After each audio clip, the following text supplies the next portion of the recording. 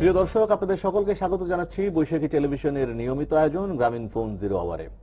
দর্শক, আমাদের আজকের আমন্ত্রিত অতিথি ডেস্টিনি গ্রুপের মাননীয় চেয়ারম্যান এবং বৈশাখী টেলিভিশনের ব্যবস্থাপনা পরিচালক জনাব রফিকুল আমিন। জনাব রফিকুল আমিন, আপনাকে স্বাগত জানাচ্ছি আমাদের অনুষ্ঠানে। প্রিয় দর্শক, শুরুতেই জানিয়ে রাখি, জনাব রফিকুল আমিন এই সময়ের যারা মাল্টি লেভেল মার্কেটিং বা নেটওয়ার্ক বিজনেস করেন, যে প্রতিষ্ঠানটি সবচেয়ে বেশি আলোচিত, সেই প্রতিষ্ঠানের শীর্ষ কর্মকর্তা, শীর্ষ ব্যক্তি এবং একই সঙ্গে অন্যান্য আনুষঙ্গিক নানা বিষয়ের সঙ্গে জড়িত, এবং এই সংক্রান্ত যে সমস্ত সাম্প্রতিক যে ব্যবসার পরিস্থিতি কি, যে সমস্ত অভিযোগ এসছে, সেই সমস্ত নিয়েই মূলত আমরা তার সঙ্গে আলোচনা করব। সেই জন্য তাকে আমন্ত্রণ জানিয়েছি। আরো একবার স্বাগত জানাতে চাই, তবে নিয়ম অনুযায়ী একটু দেখে নিতে চাই বিভিন্ন গণমাধ্যমের সংস্করণের শিরোনাম, তারপর আমরা আলোচনা শুরু করব। যেমন এখানে শুরুতে দেখতে পাচ্ছেন যে বিডি নিউজ 24 শিরোনামে .com এর যে ওয়েব সংস্করণ, সেখানে দেখতে পাচ্ছি শিরোনাম পদ্মা সেতু নিয়ে মার্কিন মধ্যস্থতা চায় এফবিসিসিআই। একটু স্ক্রল ডাউন করলে আরো কিছু শিরোনাম আসবে। অনুসন্ধান কমিটিতে ইউনুস নয়, অর্থমন্ত্রী বলেছেন। 22 এপ্রিল থেকে পেট্রোল পাম্পে ধর্মঘট, কিছু শিরোনাম। এবং আর একটু শিরোনাম দেখতে পাচ্ছি, দেশবাসী ছাত্র সংগঠনে কোন্দল চায় না রাষ্ট্রপতি, ঢাকা বিশ্ববিদ্যালয়ের সমাবর্তনে তিনি বলেছেন। সুশীলদের সরকার দেশের প্রয়োজন বুঝবে না, প্রধানমন্ত্রীর বক্তব্য। আর একটু প্রথম আলো শিরোনাম দেখতে চাই, সমাবর্তন ভাষণে রাষ্ট্রপতি, দলীয় স্বার্থে ছাত্রদের কোন্দলে জড়ানো কাম্য নয়। মিরাক্কেলে চ্যাম্পিয়ন বাংলাদেশের রনি, পৃথিবী 1 ঘন্টার জন্য অন্ধকারে, সহিংসতা স্থবির করাচি, অতীতের চেয়ে বিদ্যুৎ অবস্থা ভালো, তথ্যমন্ত্রী বলেছেন। আসুন লেভেল প্লেইং ফিল্ডে খেলি, বিএনপি ভারপ্রাপ্ত মহাসচিবের বক্তব্য। সমুদ্র জয় করেছে, এখন কাজ মানুষের মন জয় করা, যোগাযোগ মন্ত্রী বলেছেন। আমরা ডেইলি স্টার শিরোনাম একটু দেখে নিতে চাই, summer dates with power cuts, শিরোনাম hour arts hour, Teesta failure has indeed hard ties, no Yunus, Muhith rules out Nobel hero led search committee for Grameen Bank MD, BNP settled for today agitation, neighbours concerned. Bangla news 24 শিরোনাম দেখে আমরা শেষ করতে চাই, ঢাকার MP Sanjida খানমের সমাবেশে হামলা, আহত 15, 8 টাওয়ারে সাড়া মেলেনি ঢাকায়, গালাজে প্রতিবাদে সাংবাদিক অনুষ্ঠান বর্জন। মোটামুটি এই হচ্ছে শিরোনাম। আমরা বৈশাখী শিরোনাম দেখে আলোচনা শুরু করব। দলীয় স্বার্থে ছাত্রদেরকে কোন্দলে না জড়ানোর আহ্বান রাষ্ট্রপতির, সমাবর্তনকে ঘিরে উৎসব মুখর ঢাকা বিশ্ববিদ্যালয় ক্যাম্পাস। রিয়ার মতো খালেদাও যুদ্ধাপরাধীদের বাঁচানোর চেষ্টা করছেন, অভিযোগ প্রধানমন্ত্রীর। দেশ রক্ষায় সবাইকে সজাগ থাকার আহ্বান। তত্ত্বাবধায়ক ব্যবস্থা পুনর্বহাল না করলে বৃহত্তর আন্দোলনের হুঁশিয়ারি বিএনপির। বিদ্যুতের মূল্য বৃদ্ধি প্রতিবাদে 11 ও 25 এপ্রিল বিক্ষোভ। গ্রামীণ ব্যাংকের এমডি নিয়োগে ডক্টর ইউনূসের নেতৃত্বে অনুসন্ধান কমিটি গঠনের প্রস্তাব নাকচ করলেন অর্থমন্ত্রী। 22 এপ্রিল থেকে সারা দেশের পেট্রোল পাম্পে অনির্দিষ্টকালের ধর্মঘট, আওতা মুক্ত থাকবে সিএনজি স্টেশন। 8 ঘন্টা এগুচ্ছে ঢাকা ও চট্টগ্রাম শেয়ার বাজারে লেনদেনের সময়, শুরু সকাল 10:30টায়, শেষ দুপুর 2:30টায়। 1 ঘন্টা বাতি বন্ধ রেখে পালিত হলো আর্থ আওয়ার, জ্বালানি সাশ্রয়ে সচেতনতা সৃষ্টি লক্ষ্য। মিয়ানমারে উপনির্বাচনের শেষ মুহূর্তে প্রস্তুতি চলছে, কাল 45টি আসনে ভোট গ্রহণ।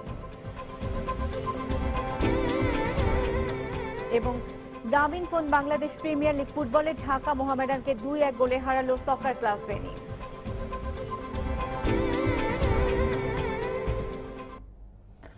তো প্রিয় দর্শক, আমরা শিরোনামগুলো দেখলেন এবং মূলত এই শিরোনামগুলোর ভিত্তিতেই আমরা আজকের আলোচনা করব না। সাধারণত সাম্প্রতিক বিষয় নিয়ে আমরা আলোচনা করতে থাকি এবং সাম্প্রতিক বিষয়ের অন্যতম একটি বড় বিষয় যে বাংলাদেশে যে নেটওয়ার্ক বিজনেস চলছে বা এমএলএম বিজনেস চলে, সেটির পরিস্থিতি কি, কোন পর্যায়ে রয়েছে, সেটির ভবিষ্যৎকে, এই প্রসঙ্গগুলো নিয়ে আমরা আলোচনা করতে চাই ডেস্টিনির চেয়ারম্যান এবং বৈশাখী টেলিভিশনের ব্যবস্থাপনা পরিচালক জনাব রফিকুল আমিনের সঙ্গে। আমি শুরুতেই যে প্রশ্নটা করতে চাই, একটু জানিয়ে, আমাদের দেশের যারা সাধারণ মানুষ, যারা হয়তো এই ব্যবসার সঙ্গে পরিচিত নন সবাই, যদিও আপনাদের একটা বিশাল সদস্য সংখ্যা রয়েছেন, তারপর তাদের জন্য যদি একটু বলেন যে আসলে এই এমএলএ ব্যবসাটা কিভাবে পরিচালিত হয় এবং পৃথিবীর অন্য কোনো দেশে, বিশেষ করে সার্কভুক্ত দেশগুলোতে অন্য কোথাও কি আইনগতভাবে এমএলএম ব্যবসা পরিচালিত হয় কিনা, বা পৃথিবীর অন্য প্রান্তে? আপনার প্রশ্নের জন্য ধন্যবাদ। আসলে ব্যবসাটার মূল নাম হচ্ছে ডাইরেক্ট সেলিং। ডাইরেক্ট সেলিং এর একটি উপশাখায় হচ্ছে এমএলএম, আরো একটি শাখা আছে নেটওয়ার্ক মার্কেটিং। এছাড়া আরো অনেকগুলো শাখা আছে, যেমন door to door marketing, telemarketing, e commerce. এই সবগুলো ধরন কিন্তু, ইভেন মেইল অর্ডারও আছে, সবগুলো ধরনকে মিলিয়ে একটা ইন্ডাস্ট্রিটার নাম হচ্ছে ডাইরেক্ট সেলিং। তো ডাইরেক্ট সেলিং অ্যাক্ট পৃথিবীর সব দেশে আছে কম বেশি। আমাদের সার্কভুক্ত দেশগুলোর মধ্যে আমার জানা মতে ভারতে ডাইরেক্ট সেলিং অ্যাক্ট না থাকলেও তাদের একটা এসআরও একটা সার্কুলার আছে, কিভাবে করতে হবে একটা গাইডলাইন আছে। ডাইরেক্ট সেলিং অ্যাক্ট আমাদের কাছাকাছি দেশ হচ্ছে মালয়েশিয়াতে আছে, 1993-তে একটা হয়েছে তাদের। তাও সেটা হয়েছে মালয়েশিয়াতে। ডাইরেক্ট সেলিং ব্যবসাটা শুরু হয় কিন্তু আপনার 70-72-এর দিকে, কিন্তু এটার আপনার অ্যাক্ট তৈরি হইতে কিন্তু আপনার প্রায় সময় লেগেছে, আপনি হিসাব করেন তাহলে কত, 23টি বছর। 23 বছর পরে অ্যাক্টটি তৈরি হয়েছে, কারণ এটা এক এক দেশের সামাজিকতার সাথে আর্থসামাজিক অবস্থার সাথে খাপ খাইয়ে করতে হয়। আপনি আমেরিকান ডাইরেক্ট সেলিং অ্যাক্ট কিন্তু আপনি এখানে করলে হবে না, এখানে লোকের যে ধরনের গ্রহণযোগ্যতা আছে সেভাবে অ্যাক্ট করতে হবে। তো মূলত এটা অ্যাকচুয়ালি এক ধরনের one kind of commercing, trading, retailing. আমি বলবো এটা সরাসরি বিপণন ব্যবস্থা, এটা নতুন কিছু না, এটা পুরনো জিনিসটাকে নতুন আঙ্গিকে মোড় করে তুলে ধরা। আমরা একসময় দেখেছি, যখন আপনার মনে আছে যে আমরা সুপার মার্কেট ছোটবেলা কখনো দেখিনি, এখন মেগা মল দেখেন, সুপার মল দেখেন, আমরা দেখেছি দোকান, 4 রাস্তার মোড়ে কয়েকটা দোকান মিলে একটা হাট বসতো, তারপর এটা বাজার হলো, বাজার থেকে এখন এটা ঢুকে গেল একটা বিল্ডিং এর ভিতরে, মলে হয়ে গেল, সেখানে এখন কত রকমের ব্যবস্থা। আজকাল তো ধরেন এখন যদি কেউ জিজ্ঞাসা করে যে আগে তো দোকানদারি হতো রাস্তার পাশে মুদি দোকান, এখন এই যে সুপার মল হচ্ছে, সরকার এটার জন্য কোনো নীতিমালা করলো কিনা, এটা কিন্তু একটা হাস্যকর প্রশ্ন হবে। কারণ এটা নীতিমালার কিছু না, একই ব্যবসা করছে, বাইরে যে লোকটা করছে ভিতরে একই ব্যবসায়ী করছে। পার্থক্য হচ্ছে আগে অবকাঠামোগত ওইটা ছিল টাইপরাইটারের মতো, এখন এটা হয়ে গেছে ল্যাপটপ কম্পিউটারের মতো। এখন আপনি যেমন একটা ব্যবসা করতে গেলে আগে টাইপরাইটার দিয়ে টাইপ করতেন, এখন আপনি ল্যাপটপে টাইপ করেন, এটার জন্য সরকার থেকে যেমন আলাদা করে পারমিশন নেওয়ার কিছু নেই, as long as you are typing the text, but there has to be some regulation. যেমন আপনি টাইপরাইটার অনেক সময় দেখা যাবে এক ধরনের ডিউটি দিয়ে আনতে পারতেছেন, কিন্তু আপনাকে হয়তো কম্পিউটার ওই ধরনের ডিউটি দিয়ে আনতে দেবে না। এইসব ক্ষেত্রে হার্ডওয়্যারের ক্ষেত্রে একটা পার্থক্য থাকতে পারে, বাট মূল ফাংশন কিন্তু একই, উদ্দেশ্য হচ্ছে ডকুমেন্টেশন টাইপ। কিন্তু এই যে নেটওয়ার্কিং ব্যবসা, এমএলএম ব্যবসা বা ডাইরেক্ট সেলিং, এর কি আইনগত ভিত্তি বাংলাদেশে আছে? আমি একটা কথা বলি, বিশেষ করে আমি বলবো ঠিক সরাসরি এমএলএম নীতিমালা বলতে কিছু নাই, কিন্তু যেটা আছে সেটা হচ্ছে বেশ কয়েকটি company joint stock, register of joint stock থেকে আমি ডাইরেক্ট সেলিং করব, মাল্টি লেভেল মার্কেটিং করব, এই ধরনের কিছু অনুমতি নিতে পেরেছে। আবার অধিকাংশ কোম্পানি পারেনি, জয়েন্ট স্টক ওইভাবে লিখে দেয়নি, তারা বলছে আপনার নর্মাল ট্রেডিং লিখে নিয়ে যান। কিন্তু এতে কি হয়েছে, একটা সমস্যা তৈরি হয়েছে। এতে করে XYZ এনিবডি, যে কোনো মুদি দোকানদার কালকে কিন্তু নেটওয়ার্ক করতে নেমে যাবে, তাতে একটা সমস্যা হবে। কারণ এই ইন্ডাস্ট্রির যে ভালো দিকটা সেটা না দেখে মানুষ খারাপ দিকটা দেখবে আগে। কারণ এই জিনিসটা কেমন, আমি আপনার একটা ধারণা দিই। যেমন খুর, আমরা খুর দিয়ে দেখি নাপিত শেভ করে, কিন্তু মজার ব্যাপার হচ্ছে নাপিত এটাকে চালাইতে পারে দেখে এটা শেভ হয়, কিন্তু আনারি লোক যদি শেভ করতে যায় গলা কাটা যাবে। তো সেই ক্ষেত্রে কিন্তু খুরের দোষ নয়। তাহলে খুরটা যেহেতু শার্পেস্ট জিনিস, এটা ব্যবহার করার জন্য কাকে এটার ক্ষমতা দেওয়া যাবে সেটা দেখতে হবে। নাপিত যদি খুর চালায় আপনি চালাতে দেবেন, কিন্তু যদি কোনো একজন লোক এসে বলে আমি আপনার শেভ করে দিই, আপনি রাজি হবেন না, কারণ সে আপনার গলা কেটে বলতে পারে। ঠিক আমি বলবো মাল্টি লেভেল মার্কেটিং বলেন আর নেটওয়ার্ক মার্কেটিং বলেন, এটা এক ধরনের খুর ধার বিপণন ব্যবস্থা। এটা যদি XYZ সবাইকে করতে দেওয়া হয়, এখানে কিন্তু সামাজিকভাবে ক্ষতিগ্রস্ত হবে অনেক বেশি লোক, রাতারাতি ক্ষতিগ্রস্ত হবে। তাহলে কি ডেস্টিনি কি একেবারে পারমিশন ছাড়া বা সরকারের অনুমতি ছাড়া কাজ করছে? না, আমাদের কিন্তু অনুমতি আছে। আমরা যখন 2000 সালে যখন রেজিস্টার অফ জয়েন্ট স্টক করে নিই, আমাদের ক্লজ নাম্বার 9 পরিষ্কার আমরা পারমিশন নিয়েছি, এইভাবে লেখা আছে, multi level marketing or direct marketing or network marketing or whatsoever, আমরা এইভাবে দেশি অথবা বিদেশ থেকে আমদানি করা পণ্য বিপণন করতে পারবো কমিশন বেস। আমরা নিতে পেরেছি, কিন্তু পরবর্তীকালে অনেক কোম্পানি এই ধরনের সুযোগ পায়নি। কিন্তু কথা হচ্ছে এটা, যখন আমাদেরকে অনুমতিটা দেয় রেজিস্টার অফ জয়েন্ট স্টক, আমার ধারণা তারাও তখন জানে না যে আমরা কিসের অনুমতি দিচ্ছি, এটা সত্য কথা। এখন আমরা যেহেতু বিদেশ থেকে এটা দেখে আসা, আমি এবং মোহাম্মদ হোসেন শুরু করি প্রথম, আমরা সিদ্ধান্ত নিয়েছি আমরা বাংলাদেশের মানুষের সাথে কোনো ধরনের চালাকিও করব না। প্রথমত অনেক পরের কথা, চালাকি করে আমরা ব্যবসা করতে যাব না, যেটা গতানুগতিক ব্যবসা যেখানে পারমিট করে আমরা ওইটার আদলেই করব। অর্থাৎ আমাদের এখানে কেউ যদি কোনো পণ্য কিনতে আসে, সে যেন এটা ফিল করে যে আমি বাইরেও যা সার্ভিস পেয়েছি এখানে তাই পাচ্ছি। পার্থক্য হচ্ছে আমাকে একটা কমিশন দেওয়া হচ্ছে। আমি কমিশনটা কিভাবে দিতে পারি, যেহেতু আমার গতানুগতিক শোরুম, মিডলম্যান নাই, কোনো বাড়তি খরচ নাই, আমি এক জায়গা থেকে 1 পয়েন্ট সেলস সেন্টার থেকে বিক্রি করতেছি। আপনি যদি একটু তাকিয়ে দেখেন, একসময় কিন্তু এমএলএম এর আদলে কিন্তু বাংলাদেশে বেচা কিনা হইতো কাস্কো, আপনার কাস্কো কথা মনে আছে যে ঘরে রেখে কস্কো বা কাস্কো এই জাতীয় একটা ইয়ে ছিল যারা আপনার ব্যাটারি সাবান এগুলোকে ঘরে রেখে বিক্রি করতো, আমার বড় ভাই করতো, আমি দেখেছি। কিন্তু তখন কিন্তু এটাকে কেউ বুঝে না it is a kind of direct selling, ও মনে করছে এটা retailing, but it is a direct selling. Direct selling এর মূল উদ্দেশ্য হচ্ছে ভোক্তা এবং সরবরাহকারী এই দুইয়ের মাঝখানে কোনো দালাল থাকতে পারবে না, এবং ভোক্তা কি এনজয় করবে, সে পণ্যটা এনজয় করবে এবং তার একটা রাইটস তৈরি হবে পণ্যটার সে গুড সার্ভিস পাওয়ার। এরপরে এমএলএমে যেটা বাড়তি যোগ করা হয়েছে, যেটা গতানুগতিক ব্যবসা নেই, সেটা হচ্ছে তাকে ওই যে পণ্যটা তার কাছে বিপণন করা হয়েছে সেটার উপরে যা লাভ হয়, লাভের একটা অংশ মনে করেন 10% তাকে দেওয়া হচ্ছে। ডেস্টিনি আসলে কত বড় প্রতিষ্ঠান, এর সাথে মানে কতজন ব্যবসা করছেন, কতগুলি প্রতিষ্ঠান প্রত্যক্ষ পরোক্ষভাবে ডেস্টিনি বিনিয়োগে পরিচালিত হয়, আর এর মধ্যে কতগুলো লাভজনক? আচ্ছা, ডেস্টিনি শুরু হয়েছে 2000 সালে, যদিও রেজিস্ট্রেশন হয়েছে 2001 সালে যাত্রা শুরু করে ডেস্টিনি 2000 লিমিটেড, যেটা ডাইরেক্ট সেলিং কোম্পানি, যেটাকে আমরা সবাই এখন এমএলএম কোম্পানি বলে বলছি। আসলে এমএলএম কেন হয়েছে আমি আপনাকে এই জিনিসটা বলি, এটা একটা কমপ্লিকেটেড টার্ম। এটা হচ্ছে এই, আমরা যেমন কথা বলি যে পানি খান, পানি কিন্তু খাওয়া যায় না, পান করতে হয়, কিন্তু এটাকে আমরা বলি ইংলিশে বলি জেনারেলি অ্যাকসেপ্টেড মিস্টেক, মানে যদিও এটা মিস্টেক, জেনারেলি অ্যাকসেপ্টেড। পানি যেমন খাওয়া হচ্ছে, যে কোনো ব্যবসাকে এমএলএম বলা হচ্ছে। আমাদের কোম্পানি কিন্তু এমএলএম কোম্পানি নয়, আমাদের কোম্পানি হচ্ছে নেটওয়ার্ক মার্কেটিং কোম্পানি। আপনি এখন প্রশ্ন করবেন তাহলে এমএলএম কোম্পানির নেটওয়ার্ক মার্কেটিং এর পার্থক্য কি? বিশাল পার্থক্য আছে। এমএলএম কোম্পানিগুলো সাধারণত তারা করে মাল্টি লেভেলে, তাদের মাঝখানে কিন্তু ব্রোকার ঠিকই আছে, এবং তারা কেবলমাত্র তাদের উৎপাদিত পণ্য, তাদের ব্র্যান্ডের পণ্য ছাড়া XYZ কারো পণ্য তারা বিপণন করতে বাধ্য না এবং করেও না। কিন্তু এমএলএম এ আমি যেটা দেখেছি যে সমস্যা যেটা কাস্টমারের জন্য হয়, কাস্টমার অনেক সময় যেহেতু পণ্যটা ওই কোম্পানি নিজে উৎপাদন করে আর কেউ করে না, সে গেস করতে পারে না এটার বাজার দর কত হইতে পারে, তাই যাই দাম হাঁকানো হয় তাই দিতে বাধ্য হয়। তাতে করে দেখা গেছে, আমি একটু পিওর সমালোচনা করব, অনেক এমএলএম কোম্পানি দেখা গেছে খুব বেশি উৎসাহী হয়ে পণ্যটার দাম যদি 10 টাকা সেটা বিক্রি করা শুরু করছে 100 টাকা, কারণ 50 টাকাটা দিবে, কমিশন দিবে এই লাভে। তাই এমএলএম কোম্পানি যখন পণ্যগুলো বাজারজাত করে বোঝার উপায় নেই কিন্তু তাদের এটা প্রকৃত উৎপাদন মূল্য কত। But what is network marketing? Network marketing হচ্ছে সে তার নিজের ব্র্যান্ডও বিক্রি করতে পারবে, চাইলে সে অন্যের ব্র্যান্ডও বিক্রি করবে। তাহলে হবে কি, কম্পিটিশন তৈরি হবে। মনে করেন আমি ল্যাপটপ বিক্রি করি, এখন আমি যদি আমার ল্যাপটপ ডেস্টিনি ল্যাপটপের পাশাপাশি যদি সনি ল্যাপটপ রাখি, অ্যাটলিস্ট কাস্টমারের এটুক জাজ করার ক্ষমতা তৈরি হবে যে ল্যাপটপের দামটা আসলে কত। তো মনে করেন আমি বিক্রি করতেছি কথা 20,000 টাকা, তখন সে বুঝবে হ্যাঁ ল্যাপটপের দাম এরকমই হতে পারে, তার মানে আমি বেটার প্রাইসে পাচ্ছি, কারণ আমি সনি কিনতে গেলে 1 লাখ টাকা খরচ পড়বে। বাট অ্যাটলিস্ট তার একটা কমন সেন্স তৈরি হবে যে ল্যাপটপের দাম কত। কিন্তু মনে করেন ল্যাপটপ পৃথিবীর কেউ তৈরি করে না, আমি একা তৈরি করি। এখন আমি যদি 10 লক্ষ টাকা যদি একটা ল্যাপটপ বিক্রি করি, ভোক্তার কিন্তু বোঝার উপায় নেই যে আমি কত লাভ করলাম। যে কারণে এমএলএম এর ধারাবাহিকতায় ব্যবসা করা আমার আপত্তি ছিল, তাই আমি এমএলএম থেকে বেরিয়ে গেলাম নেটওয়ার্ক মার্কেটিং। নেটওয়ার্ক মার্কেটিং কি? আমি এমন পণ্য বিপণন করব যেটা বাজারের প্রচলিত পণ্যের সাথে সামঞ্জস্য থাকতে হবে। তাই আমি এমএলএম এর খুব সমালোচনা করছি না, আমি বলছি এমএলএম এর পণ্যগুলোকে কাস্টমারের পক্ষে অনুধাবন করা মারাত্মক রকমের জটিল, বরং নেটওয়ার্কের সুবিধা। প্রশ্ন আমি করেছিলাম একটু সঙ্গে যে ডেস্টিনি আসলে কতগুলো প্রতিষ্ঠান আছে বা সহযোগী প্রতিষ্ঠান আছে, ডেস্টিনি কতগুলো লাভজনক? এটা আমি বলি, ডেস্টিনি শুরু করেছিল 2001 সালে একটি কোম্পানি দিয়ে, তারপর পরবর্তীকালে 2003-4 সালে আমরা আরো 2টা কোম্পানি করি। এরপরে আমরা 2006 সালে গিয়ে আমরা সাকসেসফুলি ডেস্টিনি ট্রি প্ল্যান্টেশন এবং পরবর্তীকালে আমরা ডেস্টিনি মাল্টিপারপাস করতে পারি। এবং আমরা এই কোম্পানিগুলো করার পিছনে একটা সৎ উদ্দেশ্য ছিল, সেটা হচ্ছে আমরা জানি যে শুধু একটি কোম্পানির আয়ের উপরে একটা প্রতিষ্ঠান টিকতে পারে না।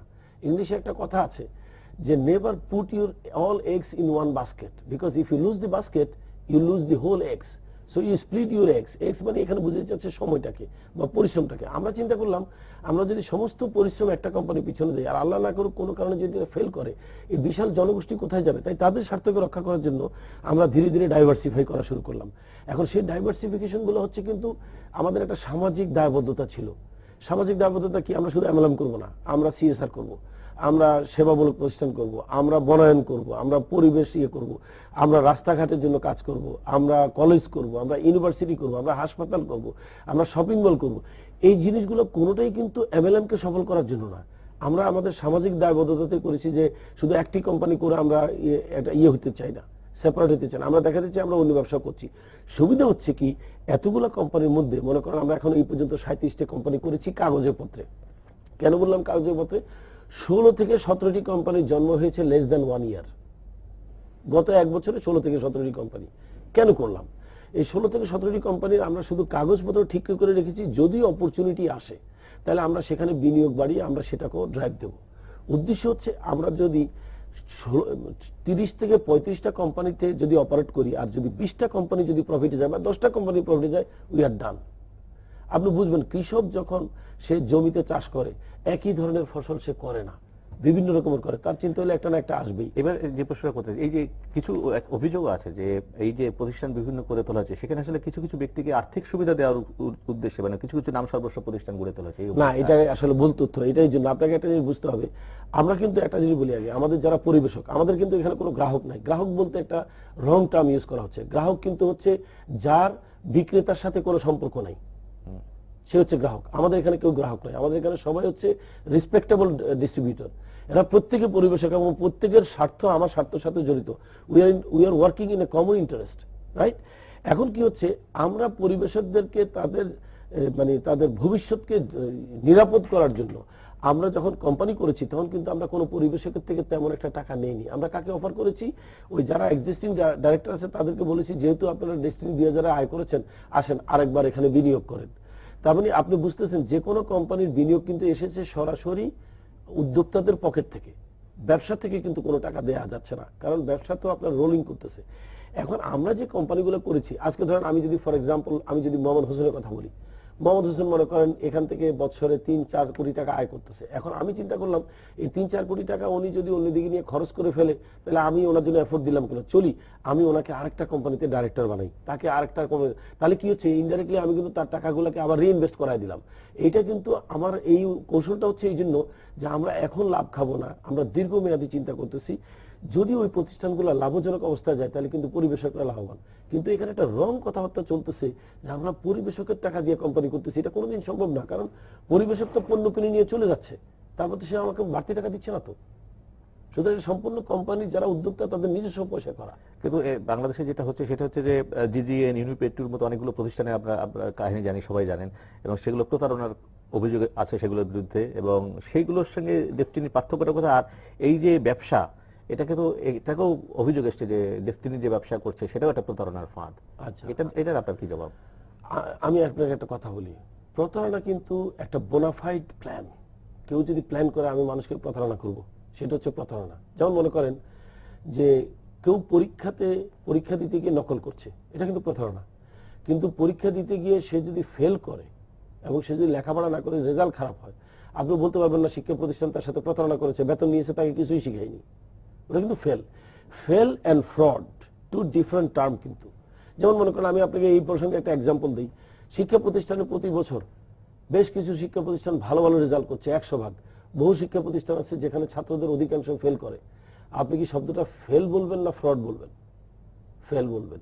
এখানে আমি মনে করি এখন পর্যন্ত এমএলএম এর যতগুলো কোম্পানির বিরুদ্ধে প্রতারণার অভিযোগ আনা হয়েছে, ইন্টেনশনালি কোনো প্রতারণা করা হয়নি। আমি বলতেছি ইন্টেনশনালি, কথাটা এই জন্য বললাম, তাদের ব্যবস্থাপনা দুর্বলতার জন্য যখন প্রতিষ্ঠানটি এক জায়গায় এসে বন্ধ হয়ে গিয়েছে, তখন ভোক্তা পরিবেশকরা ক্ষতিগ্রস্ত হয়েছে। ধরেন আজকে যদি জিজিএন টিকে থাকতো, তাহলে কিন্তু আজকে এই ইতিহাসটা কিন্তু ভিন্নভাবে লেখা হতো। তাহলে জিজিএনকে কিন্তু প্রতারণা কোম্পানি বলা যেত না। আমি কিন্তু জিজিএনের একজন ভোক্তা পরিবেশক ছিলাম। আমি নিজে বলতে পারি তারা আসলে ইন্টেনশনালি কোনো প্রতারণা করেনি। তারা কি করেছে দেখেন, তারা ব্যবস্থাপনা বিভাগে কাজটি করতে তারা ব্যর্থ হয়েছে। তারা অদক্ষ লোক দিয়ে ব্যবস্থাপনা চালিয়েছে। আমি যখন মিস্টার দাসের কাছে গিয়েছিলাম, আমি বলছি যে আপনি যাদেরকে দিয়ে প্রতিষ্ঠান চালান এরা সঠিক লোক না, but he was biased with those people. কারণ সে যে ভুলটা করেছে, তখন দেখা গেছে বিভিন্ন মহলের থেকে যারা বুঝে না, ডাইরেক্ট সেলিং বুঝে না, মাল্টি লেভেল মার্কেটিং বুঝে না, তাদেরকে এনে প্রশাসনিক বিভাগে বসিয়েছে। তারা মানির মিসম্যানেজমেন্ট করেছে। মানির মিসম্যানেজমেন্ট করাতে মানি শর্টেজ হয়েছে, সেল পড়ে গেছে, পত্রপত্রিকা লেখালেখি হয়েছে। আর তাতে করে তাদের ওভারহেড যেটা আছে, মাসে মাসে বেতন দেয়া, এটা কিন্তু চালু ছিল। তাতে করে একসময় গিয়ে কি অর্থ তারল্য হয়েছে, জিজিএন আর পয়সা দিতে পারেনি। আপনি জানেন জিজিএন কত টাকার জন্য বন্ধ হয়ে গেছিল? তখন যদি তাদের কাছে 2 কোটি টাকার অর্থ তারল্য থাকতো, তারা বন্ধ হতো না। আমরা চেষ্টা করেছি জিজিএন টিকে থাকুক, অর্থ তারল্য, কিন্তু আমরা শেষ পর্যন্ত কেন বাঁচাতে পারি? তারল্যের কথা বলেন, এখানে আমি আরেকটা প্রশ্ন করতে চাই। সেটা হচ্ছে ডেস্টিনির সবচেয়ে আলোচিত প্রতিষ্ঠান এই মুহূর্তে ডেস্টিনি মাল্টিপারপাস কোঅপারেটিভ। তাদের বিরুদ্ধে অভিযোগ হচ্ছে যে তারা কোঅপারেটিভ, কিন্তু তারা কাজ করছে ব্যাংকের মতো। তারা টাকা পয়সা নিচ্ছে, জমাচ্ছে, দীর্ঘমেয়াদে বিক্রি করছে, শেয়ার বিক্রি করছে, এবং এর ফলে কিন্তু তারল্য সংকট তৈরি হচ্ছে স্টক মার্কেটে, ব্যাংকিং খাতে। এটাকে আপনি কিভাবে দেখেন? আমি একটা কথা বলি। প্রথম কথা হচ্ছে, তারল্য তো বলছেন, এই প্রতিষ্ঠানটি জন্ম থেকে এ পর্যন্ত তারা 1600 থেকে 1700 কোটি টাকার লেনদেন করলই না। বাজারে যেখানে হাজার হাজার কোটি টাকার দরকার পড়ে তারল্যের জন্য, সেখানে মাত্র 1600 থেকে 1700 কোটি টাকার লেনদেন করাতে অর্থ তারল্য কমে গেল। আমি আপনাকে ভিন্ন কথা বলি, গেল জুন মাসে, গত বছর জুন মাসে 10 তারিখের ভিতর আমার কাছে অন্তত 7 থেকে 8টা ব্যাংক এসেছিল, ইনক্লুডিং ওয়ান গভর্নমেন্ট ব্যাংক, এসে বলছে আমাদের কাছে কিছু ফিক্সড ডিপোজিট রাখেন। আমি জানতে চাইলাম ঘটনা কি, বলে যে শেয়ার বিজনেসের পরে আমাদের অর্থ তারল্য ঘাটতি পড়েছে। আমার কথা হচ্ছে অর্থ তারল্য কেন হয়েছে আমরা সবাই জানি, পুঁজিবাজারের মন্দা অবস্থা, শেয়ার বিজনেসের ধস নেমেছে, আরো অনেক কিছুই আছে, দ্রব্যমূল্য বৃদ্ধি, আন্তর্জাতিক প্রেসার। আপনি বলতে চাচ্ছেন যদি আজকে ডেস্টিনি মাল্টিপারপাসের কারণে যদি অর্থ তারল্য হয়, তাহলে চলেন নেইবার্স কান্ট্রিগুলোতে কেন হলো? তাদেরও তো তারল্য সংকট, তো এটা কি ডেস্টিনি দায়ী নাকি? এটা জাস্ট হচ্ছে কি, এটা এখন আমাদের উপরে যেটা উদুরপিন্ডি ভুদুর গাড়ি চাপিয়ে দেওয়া হচ্ছে, এটা হচ্ছে এরকম যে ওই যে বাঘ আর মেষ শাবকের মতো কাহিনী বলতেছে যে তুমি আমার পানি ঘোলা করছো। মেষ শাবক বলতেছে পানি তো আপনার দিক থেকে আসতেছে, ঘোলা করলাম কিভাবে? তখন বাঘ দেখলো কথা তো ঠিক, বলে না তাহলে তুমি গত বছর আমাকে গালি দিছো। বলতেছে গত বছর আমার জন্ম হয়নি, তাহলে তোমার বাবা গালি দিছে। ঠিক এই ধরনের বাহানা করে আমাদের ঘাড়ে কিন্তু দোষ চাপিয়ে দেওয়া হচ্ছে, যেটা আসলে এই দোষের জন্য আমরা ভাগিদার নই। আমরা 1600 থেকে 1700 কোটি টাকার শেয়ারের যে ঘটনাটা লেনদেন করেছি, যেখান থেকে বড় অংশ আমরা কিন্তু বিনিয়োগ করেছি বিভিন্ন আপনার মনে করেন স্থাবর অস্থাবর সম্পত্তিতে।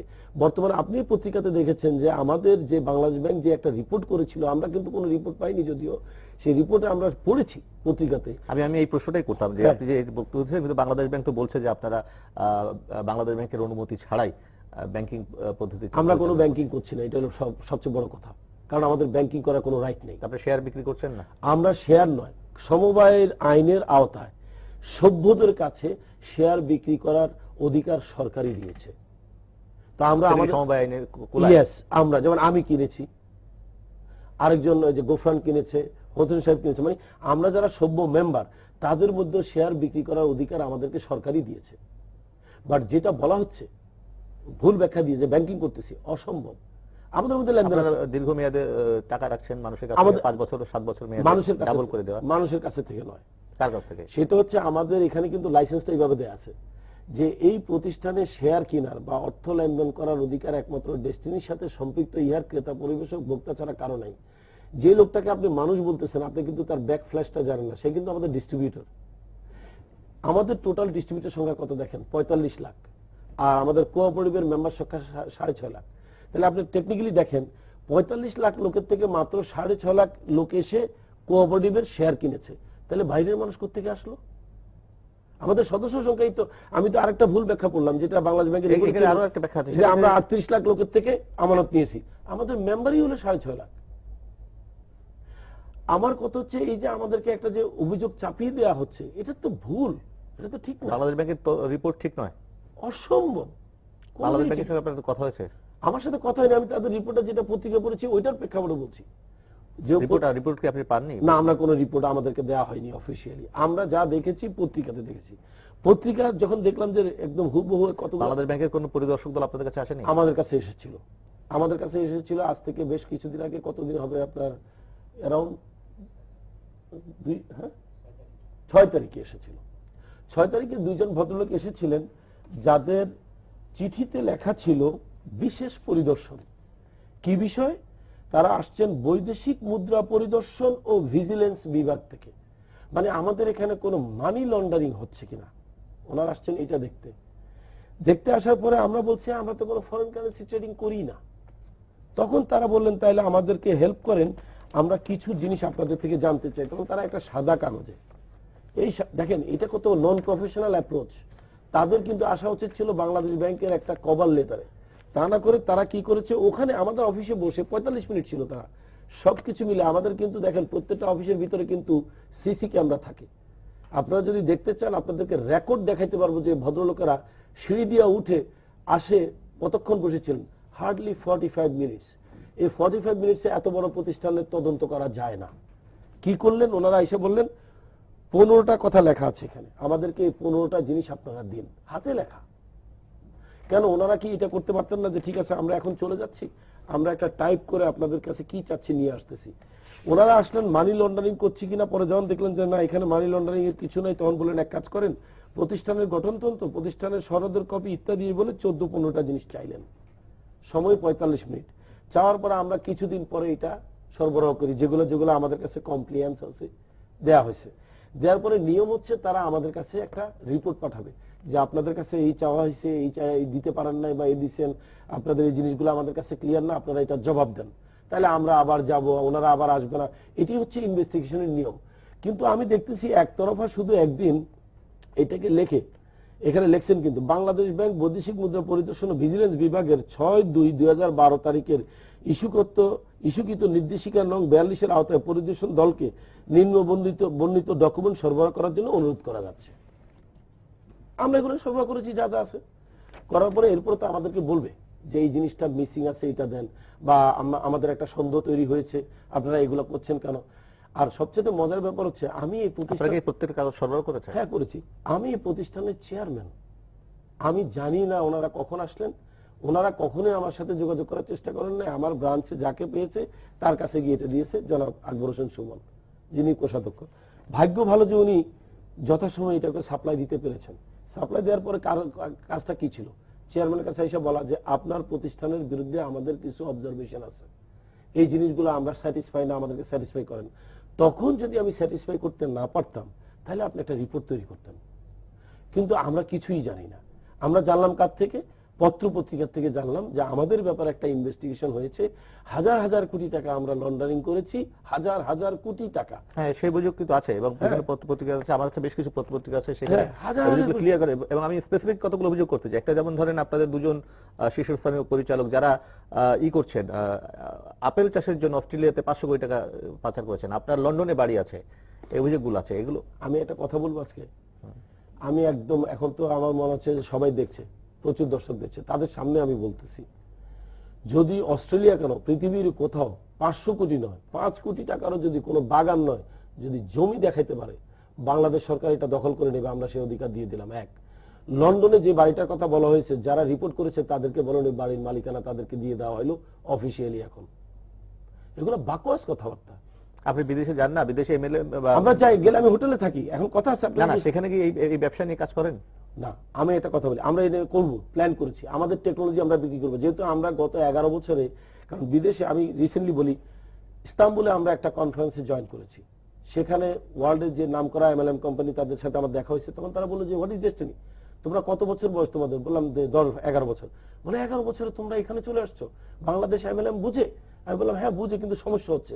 বলে ঠিক আছে, আমার যিনি প্রেসিডেন্ট উনি বললাম আমি বাংলাদেশে আসবো কথা বলার জন্য, কারণ তারা 60 ইয়ার্সের পুরোনো কোম্পানি। তারা যখন আমাদেরকে এনকারেজ করলেন যে তোমার প্রযুক্তি যদি ভালো হয় তাহলে তুমি আমাদের কাছে তোমার প্রযুক্তি প্রমোট করো, আমরা তোমাকে রয়্যালটি দেবো, তখন আমার মাথার মধ্যে ক্যাচ করলো যে আমার এই সিস্টেম যদি সত্যি বাংলাদেশে যদি অ্যাকসেপ্টেবল হয়, হোয়াই নট আউটসাইড। তখন আমি বেশ কয়েকটা দেশে ভ্রমণ করে লোকাল স্থানীয় লোকদেরকে উদ্বুদ্ধ করলাম যে তোমরা বিনিয়োগ করো, আমি টেকনোলজি দেবো, কিন্তু আমাকে রয়্যালটি দিতে হবে, আমার টেকনিক্যাল ইন্টেলিজেন্সের জন্য আমাকে পে করতে হবে। তারা রাজি হলো। আপনি যা দেখেন অলরেডি কয়েকটা দেশে আমি ম্যান্ডেট পেয়েছি যে তারা নিজেরা অফিস নিবে, নিজেরা প্রতিষ্ঠান চালাবে, আমি শুধু মাসে 1-2 বার গেলে হবে, গিয়ে আমি সেখানে সেট করে দেবো এবং সেখানে আমরা ডেস্টিনি ওয়ার্ল্ড ওয়াইড করবো। ডেস্টিনি ওয়ার্ল্ড ওয়াইড করার পিছনে আমার মূল উদ্দেশ্য ছিল ফরেন কারেন্সি আর্ন করা। মানুষ দেখেন আমাদের দেশে এখন গার্মেন্টস এক্সপোর্ট করে আর্ন করা হচ্ছে, বা অন্যান্য জিনিস এক্সপোর্ট করে আর্ন করা হচ্ছে, ম্যান পাওয়ার এক্সপোর্ট করে। এই প্রথম আমি একটা ভিন্ন ধাঁচের চিন্তা আনছি যে ইন্টেলেকচুয়াল প্রপার্টি কি করে এক্সপোর্ট করে আর্ন করা যায়, দ্যাট ইজ দ্য টেকনোলজি। এখন আমরা এই বছর প্ল্যান করেছি 600 থেকে 7টা কান্ট্রিতে আমরা জয়েন্ট ভেঞ্চারে যাব, যেখানে আমার দাবি ছিল যে আমার ইন্টেলেকচুয়াল প্রপার্টি হিসেবে আমাকে 70% প্রফিট দিতে হবে। তারা বলছে এটা কি করে সম্ভব, আমরা তো টাকা ইনভেস্ট করবো। জায়গাগুলো নিয়ে আমাদের বার্গেন চলতেছে। বাট আমি যেটা বলতে চাচ্ছিলাম, এই যে লন্ডনে বাড়ি, এই সেগুলো সব উদ্দেশ্যমূলক। ছোট্ট বিরতি নেব, বিরতি ফিরে এসে বাকি আলোচনা করবো। প্রিয় দর্শক, আমাদের সঙ্গেই থাকুন। কথা বলছিলাম রফিকুল আমিনের সঙ্গে। আমরা যে প্রসঙ্গ নিয়ে কথা বলছিলাম, যে অর্থ পাচারের যে অভিযোগ আছে ডেস্টিনির পরিচালকদের বিরুদ্ধে, কানাডায়, মালয়েশিয়া, লন্ডনে, ভারতে, এই সমস্ত, আপনি সেটা অস্বীকার করছেন। মানে এটা যদি তদন্ত করা হয়, তদন্ত করে তারা যদি পাবে, তো নাই তো এটার অস্তিত্ব নাই। যদি তারা খুঁজে পায়, অগ্রিম বলে দিলাম, আমার ওই পরিচালকরা যারা 500 কোটি টাকা নিয়ে বলছে যাদেরকে অভিযুক্ত করা হচ্ছে, তারা ওই বাংলাদেশের সরকারের বাজেটের খাতে দান করে দেবে। কিন্তু কথা হচ্ছে পারবে না, কারণ জিনিসটা নাই। আর যারা এটা উদ্দেশ্যমূলক ভাবে লেগেছে, আমি প্রশাসনের কাছে, সরকারের কাছে আবেদন করব, যারা লিখেছে তারা নিশ্চয়ই টাকাটা কিভাবে গিয়েছে জানে। দয়া করে তাদেরকে ধরে তাদের মাধ্যমে আমরা দরকারে যাবো, গিয়ে টাকাগুলো একটু নিয়ে আসবো বাংলাদেশে, কারণ এগুলো বাইরে থাকার দরকার না। আমি মনে করি পৃথিবীতে সবচেয়ে নিরাপদ জায়গা হচ্ছে টাকা রাখার বাংলাদেশ। কারণ কি জানেন, আমি নিজে একটা বিড়ম্বনার মধ্যে পড়েছি। আমেরিকান ব্যাংকে আমি অ্যাকাউন্ট খুলতে গিয়ে আমাকে অ্যাকাউন্ট খুলতে দেওয়া হবে না, কারণ আমি কানাডিয়ান সিটিজেন। ফাইন। পরে আমি লোকাল একজন লোকের সহযোগিতা নিয়ে আমি 500 টাকা দিয়ে অ্যাকাউন্ট খুলতে গেলাম। পরে শুনলাম 10,000 টাকার বেশি লেনদেন করতে গেলে নাকি আমার একটা স্পেশাল ইন্টারপোল থেকে পারমিশন নিতে হবে। তখন আমি বললাম, এটা কোন দেশে এসে দাঁড়াইছি? আমরা লাখ লাখ টাকার লেনদেন করি, আমাদের তো কোনোদিন SBI এটা দেখতে যায় না। তারা শুধু বাংলাদেশ ব্যাংক দেখে যে আমি ডিক্লারেশন দিয়েছি কিনা অত টাকার লেনদেনের। আপনাকে আজকে আমি একটা কথা বলি, পৃথিবীতে যে কোনো দেশের সুস্থ নাগরিক তার দেশের টাকা তার দেশে রাখতে চাইবে, কারণ সেখানে তার অ্যাডভান্টেজ বেশি। আপনি যে বলা হচ্ছে অস্ট্রেলিয়ার আপেল বাগানের জন্য 500 কোটি টাকা, সে আপেল বাগান দেখবে কে আর আপেল খাবে কে? তাহলে এগুলো লেখা হচ্ছে কেন? এটা কিন্তু একটা উদ্দেশ্য মহলের কিন্তু একটু উস্কানি আছে। কারণ আপনি একটা জিনিস মনে রাখেন, ধরেন আমি যদি এখন এই মুহূর্তে এখানে যদি আশেপাশে কেউ চিৎকার দিয়ে ওঠে, আগুন আগুন আগুনকে নিচে চিৎকার করে, আমরা কি করব? আমরা আমাদের এই অনুষ্ঠান শেষ করে দৌড় দেবো, দৌড় দিয়ে গিয়ে দেখবো আগুন টাগুন কিচ্ছু নাই। কিন্তু এই যে আমাদের অনুষ্ঠানটাকে ভণ্ডুল করার জন্য ওই আগুনের একটা শব্দই যথেষ্ট ছিল। এটা হচ্ছে আমাদের এই যে আমরা বাংলাদেশে একটা উদ্দেশ্য নিয়ে এসেছি যে আমরা কমপক্ষে 1 কোটি লোকের কর্মসংস্থান করব। আমরা already in the middle of the way, যেখানে আমাদের লক্ষ লক্ষ ডিস্ট্রিবিউটর সফলভাবে 2 পয়সা আয় করছে। যারা আজকে মাস্টার্স করার পরে 10,000 টাকার একটা চাকরি পেত কিনা সেই সংশয় তাদের মধ্যে ছিল, অথচ তারা আজকে 50,000, 60,000, 1 লাখ টাকা আয় করছে। তাদের এই সুস্থ অবস্থানটাকে বিভ্রান্তমূলক ভাবে ডাইভার্ট করার জন্য একটা মানে হেফাজত একটা অবস্থা তৈরি করার জন্য বাজারে একটা কথা ছাড়িয়ে দেওয়া হচ্ছে। কি হচ্ছে যে টাকা পাচার হয়ে যাচ্ছে। এখন এই কথাটা যদি সাধারণ মানুষ বা ডিস্ট্রিবিউটররা শুনে, তাদের প্রথমে একটু খটকা লাগবে যে আমরা এত কষ্ট করে বিপণন করছি আর পরিচালকরা 500 কোটি টাকা বিদেশ নিয়ে যাচ্ছে কেন? আমরা তাহলে ভাড়া অফিসে থাকি কেন? দেখেন আমরা এখন পর্যন্ত ভাড়া অফিসে আছি, নিজের একটা বিল্ডিং করতে পারিনি, সেখানে 500 কোটি টাকা বাইরে চলে যাচ্ছে কেন? কারণ আপনি তো ভালো করে জানেন বাংলাদেশে একটা বড় টাওয়ার করতে 100 কোটি টাকার বেশি লাগে না। আমাদের যদি অত টাকার যদি আমাদের যদি সেভিংসে থাকতো তাহলে তো আমরা বিল্ডিং করে ফেলতাম, যদিও আমরা করছি। তার মানে কিন্তু সেখানে অভিযোগ আছে, সেটা হচ্ছে যে আপনারা যত টাকা আপনাদের গ্রাহকদের কাছ থেকে, সদস্যদের কাছ থেকে নিয়েছেন, এখন তো তত টাকা নেই। যদি আকস্মিকভাবে প্রতিষ্ঠান বন্ধ হয়, আপনি কি তাদেরকে টাকা ফেরত দিতে পারবেন? প্রথম তারল্য সংকট তো আপনার অভ্যন্তরে রয়েছে। আচ্ছা আমি বলি, প্রথম মানে হিসাব ব্যবস্থাপনাও ঠিক না বলে অভিযোগ আছে। না, এগুলো সত্যি না। আমি একটা কথা বলি, প্রথম কথা হচ্ছে 3টা কোম্পানি নিয়ে কথা হচ্ছে। ডেস্টিনি 2000 লিমিটেডের কোনো গ্রাহক বলতে কিছু নেই, কোনো আমানত আমাদের কাছে থাকে না, কারণ আমরা বিক্রি করার পরে সপ্তাহ শেষে যা হিসাব হয় সাথে সাথে 1 সপ্তাহ পরে লেনদেন হয়ে যায়। তার মানে ডেস্টিনি 2000 লিমিটেড আল্লাহ না করুক যদি কোনো কারণে যদি বন্ধ করে দেয় কেউ, কোনো অপশক্তি, তাহলে দেখা যাবে 1 সপ্তাহের গ্রাহকের কমিশন দেওয়া হয়নি, জাস্ট 1 উইকের। কারণ আমরা কিন্তু 1 সপ্তাহ পার হওয়ার সাথে সাথে কিন্তু কমিশন দিয়ে দিচ্ছি। তার মানে আর্থিক লেনদেনের ব্যাপারটা কিন্তু 1 সপ্তাহ পরে মিটমাট হয়ে গেছে। তার মানে ডেস্টিনি 2000 লিমিটেড কখনোই লায়াবিলিটির মধ্যে নাই। This is the only company liability free. দেখেন এই কোম্পানিটির কিন্তু 1টি টাকা কিন্তু লোন নাই, কারো কাছে দায় দানা নাই, ডিস্ট্রিবিউটরদের কাছে দায়বদ্ধতা নাই, আছে শুধু 1 সপ্তাহের ক্রেতা পরিবেশকদের পাওনা। তাহলে ওই 1 সপ্তাহ মনে করেন যে 30-35 হাজার লোক কেনা বেচা কেনা করলো, তাদের হয়তো দেওয়া যাবে না, কারণ ওই 1 সপ্তাহের জন্য বন্ধ হয়ে গেছে। 1 সপ্তাহ আগের যত পাওনা আছে সব কিন্তু মিটমাট হয়ে গেছে। এটা গেল ডেস্টিনি 2000। ট্রি প্ল্যান্টেশনে আমাদের মাত্র টোটাল লেনদেন হয়েছে গত 6-7 বছরে 600 কোটি টাকা। আপনি তো পেপারে দেখলেন হাজার হাজার কোটি টাকা নিয়ে যাওয়া হয়েছে।